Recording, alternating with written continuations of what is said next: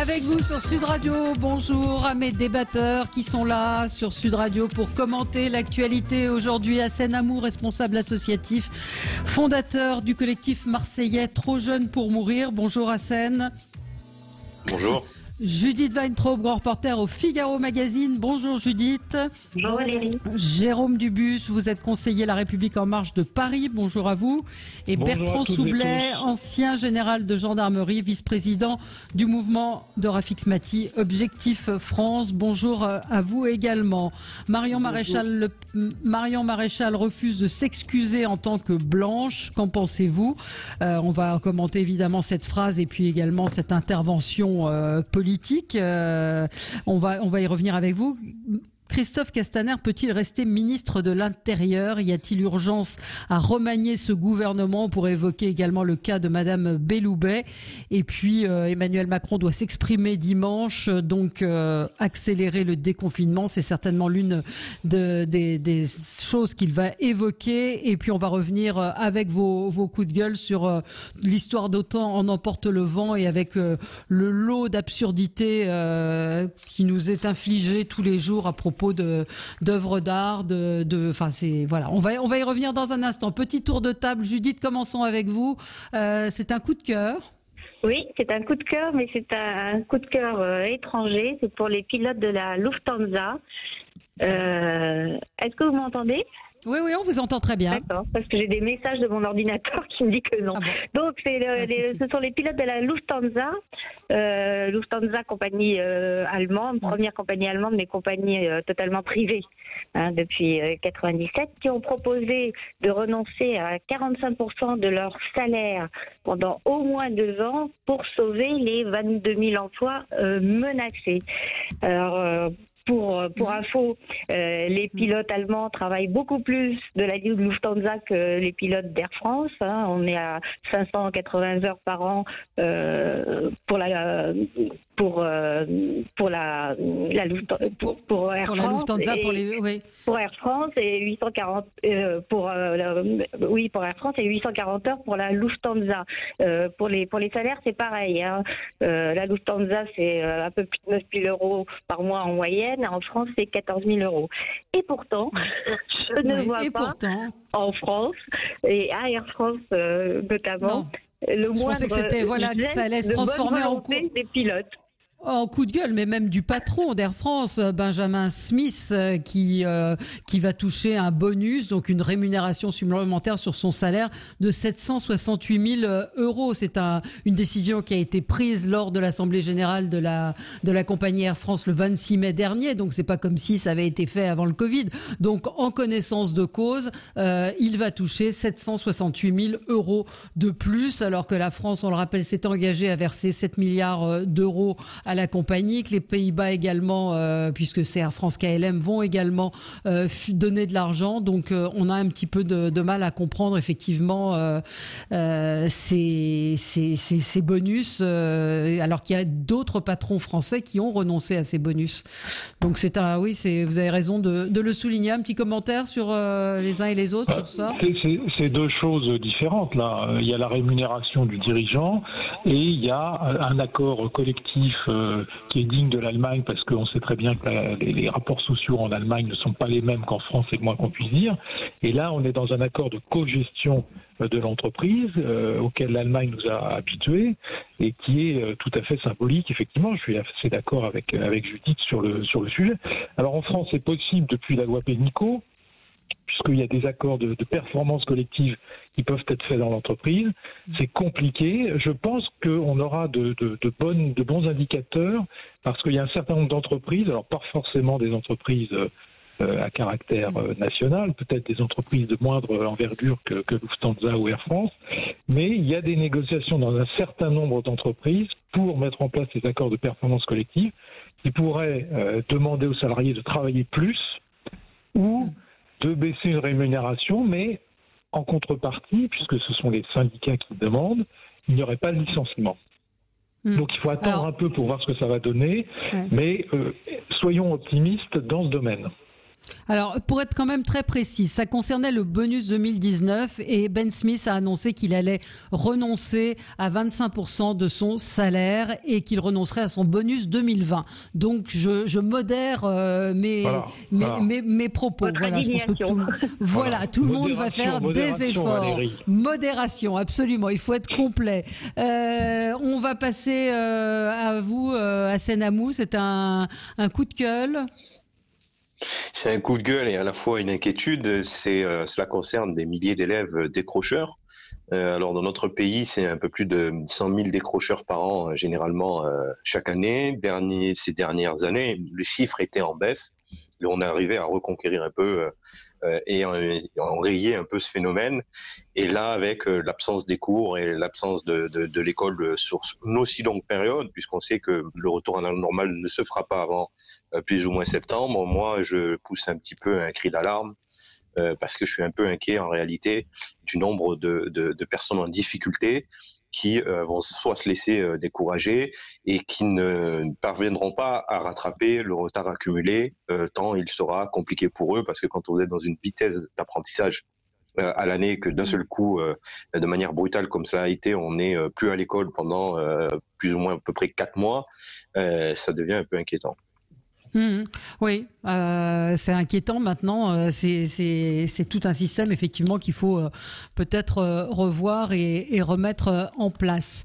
Alors, vous avez deux coups de gueule qui sont identiques, Jérôme Dubus et Bertrand Soublet, et ça concerne évidemment Autant en emporte le vent. Donc, on va le transformer en sujet de débat parce que tous les jours apporte, je le disais, son lot de stupidité, d'absurdité. Ce matin, c'est Mary Poppins qui est accusée d'être raciste et d'avoir un blackface. Vous vous souvenez peut-être du film où on voit le ramoneur qui a le visage tout noir. Donc certains ont dénoncé cette appropriation culturelle en voulant singer entre guillemets les noirs. Hier, on a appris que le rap ne devait plus s'appeler musique urbaine parce que c'était discriminant. On a appris également que la série Friends, la scénariste en larmes s'est excusée d'avoir eu aussi peu de diversité.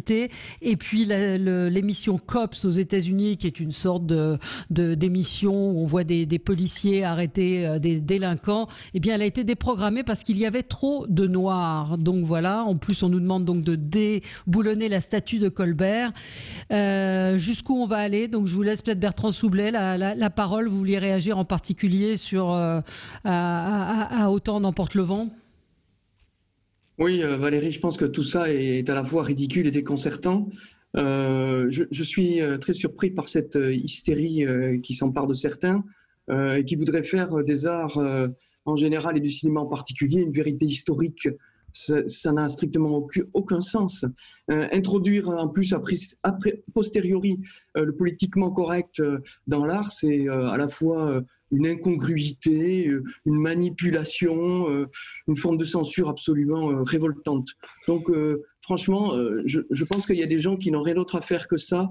Notre monde et notre société est en situation tellement difficile que je crois que ces débats-là n'ont pas lieu d'être et me paraissent tout à fait superficiels. Ça n'a vraiment aucun sens. Voilà ce que je souhaitais dire. Oui, Jérôme Dubus. Oui, c'est un peu la même chose. C'était vraiment un coup de gueule vis-à-vis de l'ensemble de ce qui se passe actuellement sur ce sujet-là. Alors évidemment, Autant en emporte le vent est très emblématique parce que HBO, donc qui est la chaîne qui devait diffuser, a d'abord retiré. Ensuite, elle est revenue sur le sujet en disant je vais le remettre en diffusion, mais avec une étude ou une note contextuelle, c'est-à-dire pour rappeler le contexte des années 30 aux États-Unis. Alors, c'est doublement stupide sur ce sujet-là parce que, effectivement, quand on est dans des éléments de culture, c'est ce qui a été dit tout à l'heure, on prend le bon et on prend le mauvais, et il y a du bon et du mauvais partout dans toutes les nations, et je vois pas pourquoi on prendrait que le bon et pas le mauvais. Il faut le montrer, il faut le faire voir, il faut le diffuser. Et deuxièmement, c'est d'autant plus stupide sur ce film que Hattie McDonald, qui est une des nounous dans ce film, qui est une comédienne noire, c'est la première actrice noire à avoir obtenu un Oscar. C'est donc emblématique, effectivement, de l'intégration de ces populations aux États-Unis. Alors, on va nous dire, que ça donne une image totalement caricaturale des États-Unis à ce niveau-là. Il faut se replacer dans le contexte. Ce sont les années 30. C'est une société qui est encore marquée par la guerre de sécession. Il ne faut pas oublier tout ça. Donc, faire en sorte qu'on interdise, bientôt on va interdire Rabbi Jacob pour antisémitisme, on va interdire les tontons flingueurs pour machisme, enfin bref, c'est stupide et ridicule et j'espère qu'on va s'en arrêter là. Oui, une réaction, Judith Weintraub? Je trouve que stupide et ridicule, ce sont des euphémismes. Réécrire l'histoire pour vouloir changer la réalité, c'est un réflexe de régime totalitaire. On est là devant des pensées totalitaires. Il ne faut pas se tromper sur le danger qui nous guette. Et ça appelle des réactions beaucoup plus vives que celles que j'entends. On n'en est plus au haussement d'épaule et aux éclats de rire. On en est vraiment à un système de pensée qui veut éradiquer l'histoire et imposer sa version. C'est ce qu'on appelle le totalitarisme. Oui, c'est un amour. Non, mais je crois que je m'aligne un peu sur ce que vient de dire un peu tout le monde, parce que on ne peut pas comme ça sélectionner des périodes de notre histoire et de l'histoire du monde même. Donc forcément, il y a des périodes de l'histoire qu'on regrette plus ou moins, qu'on aimerait si on avait pu changer, mais la vérité c'est qu'elle est bien là. Et que je trouve que même ça dessert même la cause même elle-même que certaines défendent, de vouloir à tout prix comme ça trouver des symboles là où on n'a que des œuvres. C'est-à-dire qu'à un moment donné, vous avez une œuvre, il faut la prendre telle qu'elle et il ne faut pas essayer de travestir la réalité non plus. Donc je pense que voilà, on va dans l'escalade. Et que ce n'est pas, c'est pas forcément la meilleure des idées qu'ils ont pu avoir certains. Non, allez, on se retrouve dans un tout petit instant. Christophe Castaner peut-il rester ministre de l'Intérieur? Et au-delà de ça, c'est la question du remaniement. Et puis, cette info exclusive du Figaro, de votre journal, Judith, le chef de l'État a évoqué l'hypothèse d'une démission face au premier cercle des donateurs à Londres. Donc, remaniement, dissolution et pourquoi pas une démission. On va en parler avec vous dans un instant. Avec vous sur Sud Radio, face à la colère des policiers, Christophe Castaner reçoit les syndicats jeudi et vendredi, donc aujourd'hui et demain. Les forces de l'ordre qui ont le sentiment d'avoir été lâchées, abandonnées, elles réclament des explications au ministre de l'Intérieur. On a déjà largement commenté ici les propos du ministre de l'Intérieur, mais ça pose également la question de la confiance entre la police et son ministre, la gestion des gilets jaunes, l'attentat à la préfecture. Bref, Christophe Castaner a quand même un certain nombre de petits ennuis, pour employer un euphémisme, qui font que la situation est très compliquée pour lui. Judith Weintraub. Elle est extrêmement compliquée. Depuis que Christophe Castaner a fait son grand numéro de compassion et que la police est vent debout, son secrétaire d'État, son ministre Laurent Nunez a été obligé d'intervenir 2 fois pour rectifier ses paroles. D'abord de façon générale pour dire que lui ne jetterait jamais l'opprobre sur l'ensemble de la police, que évidemment c'est la loi qui est au-dessus de l'émotion et pas l'émotion qui prend le pas sur la loi, et enfin qu'il n'était pas question de suspendre des policiers en cas de soupçon avéré, ça ne veut rien dire, mais qui serait suspendu en cas d'acte avéré. Rectification à laquelle Édouard Philippe lui-même a été obligé de se livrer hier devant le Sénat en disant que l'expression de soupçon avéré pouvait faire penser beaucoup à un oxymore, c'est-à-dire une formule qui dit l'inverse, contradictoire, dont les éléments sont contradictoires. Donc tout le monde vole au secours au gouvernement du soldat Castaner, qui est dans un état de fragilité absolument terrible. C'est pas la première fois qu'il est en difficulté. Et là, vraiment, je pense qu'il a gravement jeté le discrédit sur la fonction de ministre de l'Intérieur. Oui, enfin son discours en même temps, il ne l'a pas inventé tout seul. Enfin, il n'a pas les propos qu'il a tenus étaient vraisemblablement et très certainement aussi guidés par le président de la République, général Soublet. Alors, qu'est-ce que vous avez pensé vous déjà de tout cet épisode, vous qui avez été un haut commandement de la gendarmerie qui est très peu attaquée d'ailleurs. C'est toujours on parle de la police alors que dans l'affaire Traoré, ce sont des gendarmes. Hein. Comment vous avez réagi aux propos du ministre de l'Intérieur ? Écoutez, moi j'ai été véritablement ébahi par les propos qui ont été tenus par le ministre de l'Intérieur, parce qu'en plus je trouve qu'il a commis une erreur de méthode. En fait, il s'adressait pendant ce discours aux responsables de la police et de la gendarmerie, et le discours tel quel a été donné à la presse, alors que normalement, le discours interne reste en interne, et ensuite on fait une conférence de presse et on parle des grandes directives qui ont été données. Et là, tout a été livré tel quel. Tout ça est ridicule et ça montre qu'il y a vraiment un problème de méthode. Non seulement il y a un problème de méthode, mais il y a un problème de fond, parce que des 250 000 policiers et gendarmes de notre pays se sont sentis salis parce que le ministre de l'Intérieur a dit au cours de cette déclaration. Je ne vais pas reprendre ses propos, mais très sincèrement, un ministre de l'Intérieur ne peut pas tenir de tels propos, sinon il s'expose à la rupture du lien de confiance entre ceux qui sont tous les jours sur le terrain dans les conditions parfois très difficiles. C'est en train de se passer.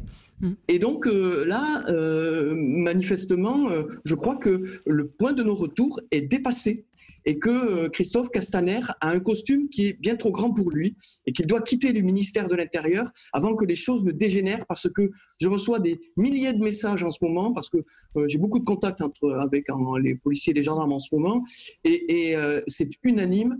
Il y a un réel motif de démotivation et de découragement, et je pense qu'il faut mettre fin à cet épisode, parce que les forces de police et de gendarmerie sont extrêmement importantes pour l'équilibre de notre société et on ne peut pas les traiter de cette manière.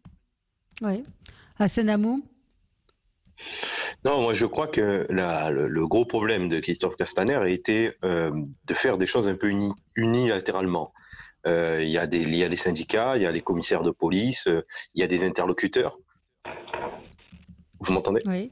Oui, on vous entend. Il y a des interlocuteurs et je pense il aurait fallu qu'il les associe à la décision. La vérité, c'est qu'il a pris une décision tout seul et qu'il l'a annoncé comme ça, et que je pense qu'il n'y avait pas meilleur moyen de braquer donc notre police républicaine qui, elle aussi, attendait à un moment donné un dialogue, des instructions claires. Après qu'il ait pris des décisions en tant que ministre de l'Intérieur, parce que la situation avait quand même prenait une tournure particulière et qu'il fallait à un moment donné qu'un certain nombre de nos concitoyens aussi aient le sentiment d'avoir été écoutés et entendus, et qu'à un moment donné, un certain nombre de méthodes, de pratiques qu'on a appris à nos policiers ne pouvaient plus continuer d'être appliquées telles qu'elles étaient appliquées jusqu'à présent, parce que elles ont fait un certain nombre de preuves qui ne sont pas acceptables non plus. Je pense que ça, il faut l'entendre. Combien de cas par rapport à combien d'interventions? C'est aussi la question qu'on pose. Non mais Valérie, pour moi, s'il y a un gars qui meurt, s'il y a une personne qui meurt, déjà la méthode elle est plus bonne à mes yeux. Alors ils vont arrêter avec des fleurs. On leur a retiré après l'affaire Théo, on leur a retiré la matraque télescopique. Oui, est-ce qu'il existe des méthodes parfaites pour arrêter les délinquants? Non, il n'y a pas de méthode. Il n'y a pas de méthode parfaite. Mais quand on atteint un nombre, bien évidemment que le nombre il n'est pas non plus extraordinairement élevé. Bien évidemment que je vais le redire ici parce que c'est important et que moi j'ai aussi des amis policiers, dont un avec qui j'ai eu une discussion hier sur Paris, et ça m'a beaucoup ému de ce qu'il m'a dit. Parce que justement, on a une police républicaine qui est formidable et il faut vraiment distinguer le mauvais grain du bon, parce que la majorité de nos policiers sont des bons policiers, sont des policiers qui font correctement le travail. Et il faut le dire, parce que moi, ça m'embête qu'il y ait des policiers amis qui viennent se justifier. Ils n'ont pas à se justifier. La police républicaine, elle fait son travail, elle fait parfaitement bien son travail. En revanche, on ne peut pas non plus ignorer qu'il a pu avoir à un moment donné certains dérapages qui ne sont pas acceptables non plus. Mais vraiment, la question, elle est de comment est-ce que M. Castaner a géré et sa communication et ses interlocuteurs dans les différentes instances de la police nationale et gendarmerie. Ça, c'est unilatéralement le ministre de l'Intérieur. Je pense qu'il a fait une faute. Aurait dû un peu plus Jérôme Dubuche, je vous donne la parole dans un instant. On doit marquer une toute petite pause et on se retrouve avec vous 0826 300 300. On est ensemble sur Sud Radio jusqu'à midi. Avec vous sur Sud Radio jusqu'à 11h avec Jérôme Dubuche, Judith Weintraub, Hassen Amou et le général Soublet. Alors Jérôme Dubuche, on vous a pas entendu sur le cas Castaner. Oui, je crois que le cas Castaner, il dépasse très largement Castaner lui-même. Moi, je préfère, je vous cache pas, le discours qu'a tenu Laurent Nunez que celui de Castaner. Bon, parce que je considère que lorsqu'on est ministre de l'Intérieur ou ministre délégué à la sécurité, c'est comme quand on est ministre de la Défense, on commence par défendre ses troupes. Après, il y a un certain nombre de dérapages, effectivement, ça a été dit, il faut évidemment sanctionner durement, mais la stigmatisation et l'opprobre ne doivent pas être jetés sur les personnels. Mais ça dépasse largement le cadre et la personne du ministre de l'Intérieur actuel, parce qu'en réalité, le corps de la police est en difficulté depuis des années. Je rappelle qu'entre 2007 et 2012, il a été supprimé 12 000 personnels dans la police. Ils n'ont pas été remplacés depuis, qu'ils sont en sous-effectif, et que donc ces sous-effectifs, ça entraîne forcément des heures supplémentaires, et c'est le deuxième sujet qui n'a pas été traité non plus, les heures supplémentaires. Il y a des millions d'heures supplémentaires qui ne sont toujours pas payées. Je rappelle également que les interventions qui sont faites sur la voie publique sont de plus en plus difficiles pour les policiers et même pour les gendarmes, évidemment qui sont moins en situation urbaine que les policiers, mais les interventions sont de plus en plus difficiles. Les avancements sont très difficiles, les augmentations ne sont pas là, donc il y a un malaise profond que l'on traîne depuis une dizaine d'années dans le corps de la police et aussi dans le corps de la gendarmerie, un degré moindre, qui fait qu'aujourd'hui, il y a une révolte face à ces propos, mais qui est une révolte à la fois de fond et de forme, et j'aimerais aussi qu'on parle du fond parce que tous ces sujets n'ont pas été traités dans la police. Oui, alors si on aborde l'aspect politique, est-ce que Emmanuel Macron peut éviter un remaniement? On a aussi Nicole Belloubet qui est dans une situation un petit peu compliquée, qui s'est mise elle-même dans une situation ubuesque en disant qu'elle allait recevoir la famille Traoré. Et puis cette information du Figaro il y a 12 minutes, Emmanuel Macron, la tentation d'une démission-réélection. Alors l'Élysée a démenti que le sujet ait été évoqué, sauf qu'il y a eu une réunion à Londres du premier cercle des donateurs. Emmanuel Macron est intervenu et il a évoqué la possibilité de démissionner pour provoquer dans les semaines ou les mois à venir, c'est entre guillemets, une élection présidentielle anticipée, et il aurait ajouté à des interlocuteurs: je suis sûr de gagner car il n'y a personne en face. Ça vous paraît probable? La deuxième phrase me paraît assez juste, en effet. Ouais. Enfin, ce sera du jamais vu. Non, ce serait du jamais vu. Cela étant, c'est peut-être sûrement pas, d'ailleurs, à mon avis, la solution. Non, je crois que le remaniement est absolument indispensable. Il y a une équipe qui était là depuis 3 ans. Il s'est passé un certain nombre de choses comme la crise des Gilets jaunes, la réforme avortée pour cause de Covid des retraites, évidemment la crise sanitaire. Tout ceci fait qu'on a une équipe qui globalement, et ça dépasse très largement les cas que vous avez cités, Nicole Belloubet et Christophe Castaner, ça dépasse ces 2 cas-là. Je crois qu'on a une équipe qui a besoin de renouvellement, qui a besoin de repartir sur des bases saines, et je crois qu'effectivement le remaniement va s'imposer. Oui, Judith Weintraub.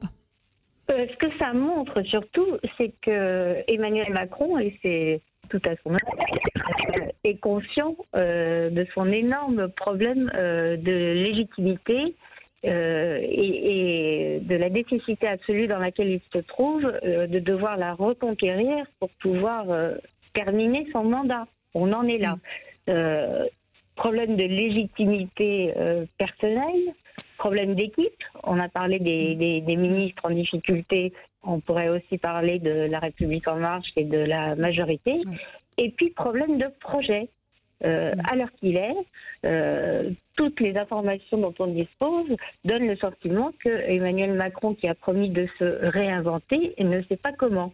Alors quand on a perdu sa légitimité, qu'on est seul et qu'on n'a pas de projet, effectivement, on cherche comment s'en sortir.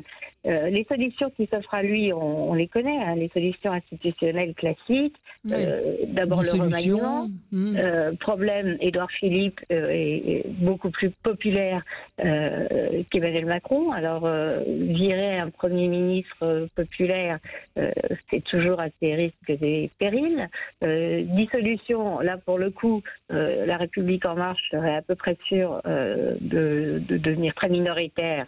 Et il est possible qu'une opposition, je pense aux Républicains, qui est la plus nombreuse, en tout cas, avec ce mode de scrutin, soit en mesure de prendre la main sur l'Assemblée nationale, donc c'est risqué. On dirait que la cohabitation est une méthode qui a pas mal réussi à François Mitterrand. Donc on comprend que Emmanuel Macron y est songé aussi. Reste cette espèce de démission-réélection. D'abord, il prend un risque en disant « je suis sûr de gagner ». Parce que le pays est dans un état d'incompréhension et de colère qui nous est démontré sondage après sondage. La gestion de la crise sanitaire qui a permis à la quasi-totalité des dirigeants européens de se refaire une santé sondagière n'a pas sauvé Emmanuel Macron. Donc là, vraiment, il faut qu'il trouve quelque chose de neuf. Mais bon, il est joueur. On peut parler de jeu à ce niveau de gravité de la situation. Général Soublet, on n'a pas entendu, Monsieur Soublet. Oui, je pense que le président de la République est aujourd'hui dans une impasse, tout le monde le constate. Il a complètement perdu le peu de légitimité qu'il avait et son gouvernement n'a pas fait preuve d'une grande efficacité depuis qu'il est au pouvoir, et en particulier pendant la crise que nous venons de vivre pour la Covid-19. Tous les manques ont été mis en évidence par tout le monde et je pense qu'on ne peut plus continuer comme ça. Alors, en effet, il y a un certain nombre de solutions pour essayer d'en sortir. Moi, je ne crois pas à sa démission du tout. Parce que pour le connaître un tout petit peu, pour avoir connu le candidat un tout petit peu, je ne suis pas persuadé que son ego s'accommode de cette solution.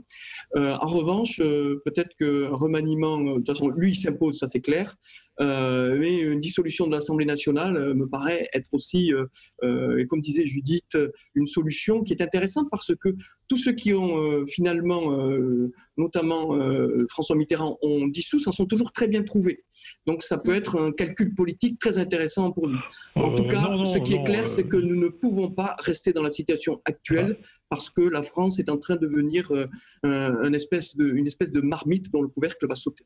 Je m'excuse, mais je fais un aparté assez rapide. Il n'y a pas eu de dissolution sous Mitterrand, il y a une dissolution sous Jacques Chirac. Il a perdu l'élection en 1997 parce qu'il n'y avait pas de fondement à la dissolution et c'est la gauche qui est revenue au pouvoir. François Mitterrand n'a jamais dissous. Il a laissé. Oui, il a perdu les législatives. Mais je parlais de la cohabitation. Ah oui, la cohabitation, mais le général parlait d'une dissolution. C'est Jacques Chirac qui a dissous et ça n'a pas bien réussi. Moi, je crois qu'en réalité, le fondement aujourd'hui de l'affaire, ce qu'attendent les Français, c'est la reprise. C'est ça qui doit nous guider. Je ne suis pas certain que LR, qui effectivement reprend un peu de poil de la bête à l'occasion des municipales le 28 juin, soit un programme très différent de ce qu'il faut faire et de ce que ferait aujourd'hui Emmanuel Macron. Je crois qu'on va en reparler tout à l'heure. L'essentiel aujourd'hui, c'est la reprise économique, c'est ce qu'attendent les Français. Ils ont peur pour leur emploi, ils ont peur pour la croissance, et tout doit être centré sur cette reprise économique majeure dans les mois qui viennent, et non pas sur la dissolution, sur la démission du président, sur une nouvelle élection. Ça passe par la confiance aussi. Il faut de la confiance, sauf que là, il n'y en a pas. Eh bien, il faut des mesures fortes pour faire en sorte que la confiance soit rétablie. Alors, Hassen Amou. Une fois qu'on a dit ça. Oui, c'est ça. On peut parler des mesures, on peut en parler. Non, mais... du destin d'Emmanuel Macron, bon, c'est notre président, moi, m'importe peu. La vérité, c'est que je pense que pendant le confinement, je pense qu'il avait aussi l'idée de faire un gouvernement d'union nationale avec d'autres partis. Et donc ça aurait été l'idée la plus intelligente pour essayer justement d'être au rendez-vous sur les grands enjeux à venir à la suite du confinement. C'est des enjeux économiques vient d'évoquer notre ami Dubus et tout ce qu'il va y avoir avec de crise sociale et sociétale qui nous attendent. Ça, je pense que voilà, donc la moindre des choses, de toute façon, serait un remaniement en profondeur et reformer un gouvernement, j'ai envie de dire, de combat pour faire face aux enjeux sur lesquels les Français nous attendent et attendent une grande partie des dirigeants. Je veux dire, enfin nous, je parle au sens large du terme. Ouais. Démission, pas démission. Pour faire l'union, il faut être au moins 2, au moins. Oui. Et pour le moment, il faut au moins 2, mais si vous regardez un peu les propositions que viennent de faire les Républicains, on n'est pas très éloigné des propositions que vraisemblablement le président fera dans les jours et dans les mois qui viennent pour redresser l'économie. Il n'y a pas une énorme différence, il faut bien l'avouer. Allez, on s'interrompt une toute petite minute et on se retrouve pour parler donc de cette phrase de Marion Maréchal. Je refuse de m'excuser en tant que blanche. Bruno Retailleau, lui aussi, a réagi en disant non, je ne mettrai pas les genoux à terre, je ne suis pas coupable. La France n'est pas coupable. Il y en a marre de cette injonction à la repentance perpétuelle. Ça rejoint un petit peu ce qu'on disait en début d'émission. 0826 300 300 si vous voulez réagir. À tout de suite. Vous sur Sud Radio jusqu'à midi, vous retrouverez ensuite André Berkoff. Écoutez la phrase de Marion Maréchal qui fait réagir ce matin. Je considère que je n'ai pas à m'excuser en tant que blanche et en tant que française. Vous voyez à quoi on en est réduit en devant se positionner de la sorte. Je n'ai pas à m'excuser pour la mort d'un Afro-Américain aux États-Unis. Je n'ai pas à m'excuser pour la mort d'un délinquant, Adama Traoré, une mort accidentelle qui a eu lieu à la suite d'une interpellation qui n'était pas liée, c'est important de le rappeler, à sa couleur de peau, mais au crime qu'il aurait commis lui d'ailleurs et une partie de sa famille manifestement. Moi je refuserais de mettre un genou à terre comme le souhaiterait manifestement le ministre de l'Intérieur. Voilà, donc elle va certainement se prendre une plainte de la famille Traoré, parce que je rappelle que hier on vous a passé un extrait de notre confrère Nicolas Poincaré qui dressait un peu l'état des lieux du palmarès de la famille Traoré. Et donc Assa Traoré a décidé de porter plainte contre Jean-Jacques Bourdin, contre Nicolas Poincaré, contre Marine Le Pen et contre voilà tous les gens qui ont dit que cette famille était une famille de délinquants. Indépendamment de ça, ce que dit Marion Maréchal, visiblement trouve un écho chez de nombreux Français. Je vois en tout cas chez nos auditeurs qui disent elle a raison. Qui veut réagir ?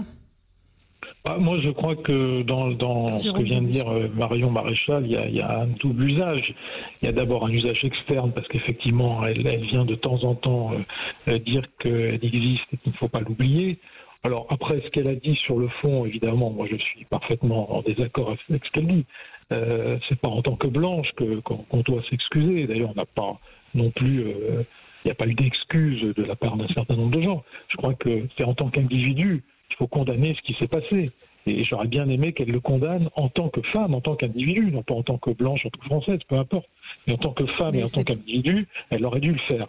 Deuxièmement, il y a une affaire dans cette réaction à usage interne. Parce que vous avez vu que ce qui s'était passé, Marine Le Pen a condamné les propos de son porte-parole qui avait dit précisément que la famille Traoré était une famille de délinquants. Elle l'a repris en disant que c'était des bêtises, je reprends le terme de Marine Le Pen. Et 24 heures plus tard, c'est la nièce qui revient à la charge en disant que la famille Traoré est aussi, en tout cas que Traoré lui-même, était un délinquant. Donc vous voyez qu'il y a un conflit interne qui va nous occuper jusqu'à la présidentielle entre la tante et la nièce. Et cette réaction n'est pas anodine. Oui. Oui, alors c'est Judith.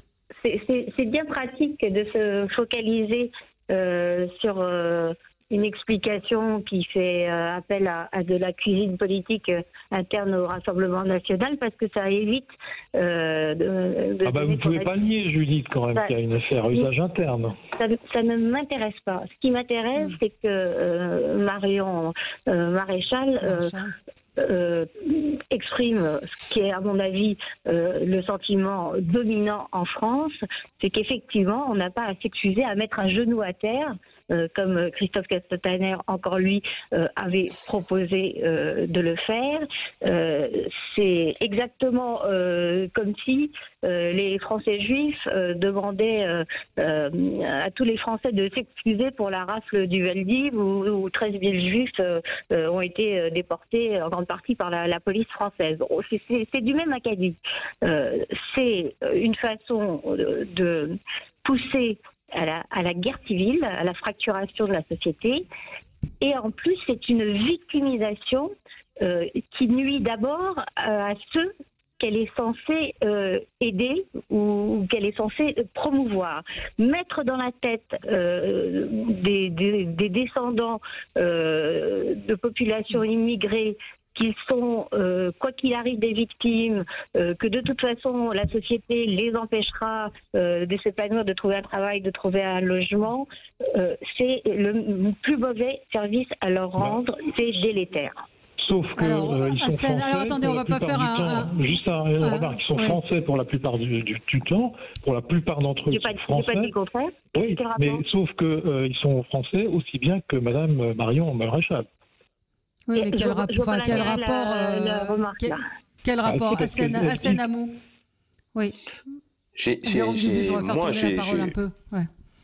je me rends bien compte de l'instrumentalisation politique. Il faut être naïf pour pas la sentir et la toucher du doigt. Après, personne ne demande à des blancs de s'excuser ou à qui que ce soit d'ailleurs. Non, mais moi, la majorité.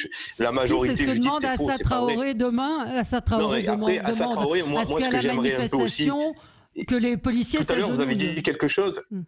Vous avez dit quelque chose, il faut dépasser et que vous trouvez que le débat était bien facile sous l'angle Marine Le Pen de la réduire à un conflit de famille, machin, etc. Ben, je vous dis la même chose pour Adama Traoré. Je pense qu'Adama Traoré, il faut dépasser donc la crise qu'ils ont eue. Il y a quand même eu à peu près 20 000 personnes dans la rue, et je pense qu'elle incarne pas la pensée générale. La preuve en est, moi je ne suis pas d'accord pour qu'il y ait des gens qui s'excusent. Il y a personne qui doit s'excuser de rien.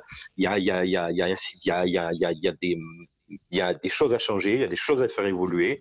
Nier aussi le fait qu'on n'ait pas les mêmes chances, Judith, c'est pas non plus raisonnable. Il y a des réalités. Ces réalités, quand on s'en occupe pas, elles finissent par nous péter à la gueule.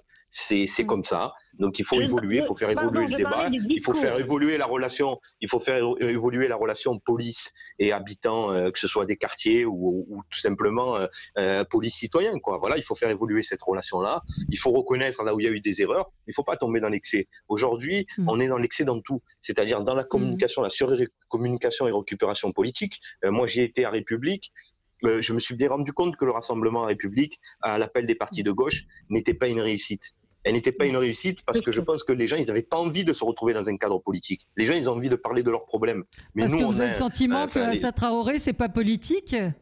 Vous avez le sentiment qu'il n'y a pas de politique derrière ces mouvements-là ? Valérie, moi, d'abord, je ne réduirai pas la mort d'un homme à son curriculum vitae judiciaire. Je trouve que c'est mais personne ne le fait. Hein. Il y a quand même de la peine, il y a quand même de la tristesse quand même des êtres humains. Derrière, par contre, je dis une chose.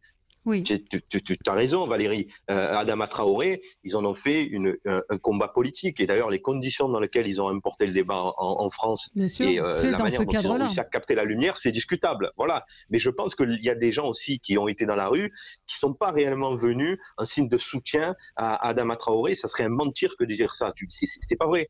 Maintenant, elle a su capter la lumière, et elle a bien fait. Et il faut maintenant dépasser ce cas-là, parce que sinon, on ne va pas s'en sortir. Général Soublet.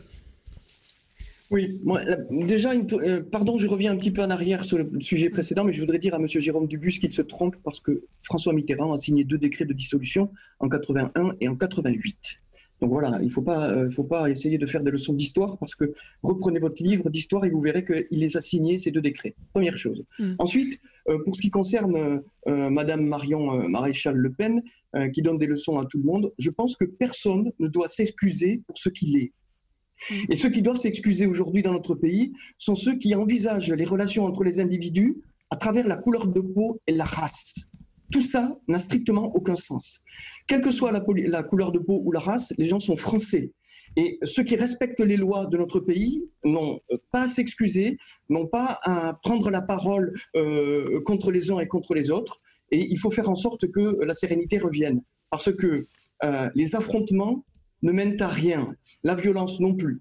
Pour l'affaire Traoré, je la connais bien puisque j'étais dans la gendarmerie, ce sont des gendarmes qui ont arrêté Traoré, et je connais parfaitement ce dossier. Et je trouve absolument scandaleux qu'on remette ça au goût du jour à la faveur de ce qui s'est passé aux États-Unis et que la ministre de la Justice propose et mettre de l'huile sur le feu sur cette affaire. Ça n'a aucun sens. Franchement, c'est de la manipulation politique et j'ai horreur de la manipulation politique. C'est tout ce que je combats aujourd'hui parce que c'est exactement de ça dont notre pays souffre aujourd'hui. Oui. Mais une fois qu'on a dit ça, on est quand même emmanché, pardon de l'expression, dans une drôle d'époque et dans une drôle de situation. C'est-à-dire comment sortir de cela. Et on voit que la famille Traoré, en tout cas, et ce mouvement-là, est en train de monter et est extrêmement déterminé. Je veux dire que le gouvernement, que Madame Belloubet ait dit et reconfirmé hier que de recevoir la famille Traoré n'était absolument pas intervenir dans le dossier. Est complètement sidérant et ahurissant. Oui, à cet égard, moi je suis frappée que le discours d'Édouard Philippe hier au Sénat n'ait pas davantage marqué les esprits. Il a dit des choses très importantes. Il a dit « je ne veux pas que la peur change de camp, que la présomption sous-entendu de culpabilité, passe de celui qui trouble l'ordre public à celui qui le défend. Et il a prévenu que pour lui, le basculement de la République, c'est pas rien le basculement de la République, n'était pas si loin. On est vraiment à un moment charnière où tous les fondements légaux du consensus républicain sont ébranlés sous les coups de boutoir de cette mouvance indigéniste, de ce comité justice pour Adama qui est complètement gangréné par cette idéologie. Et ne pas se rendre compte, dire non, ils sont minoritaires, ils font trop de bruit, mais ils représentent personne, c'est commettre, à mon avis, une grave erreur de diagnostic. Oui, mais c'est commettre une grave erreur de diagnostic aussi que d'essayer de politiser cette affaire. Mais alors, c'est fait, enfin, qui la politise, Jérôme Dubus ? Attendez, c'est pas parce que c'est fait qu'on est obligé de l'accepter. Moi, je n'accepte pas qu'on politise cette affaire. D'ailleurs, les Français y ont répondu puisque la manifestation qui était organisée par les partis de gauche a été un échec retentissant.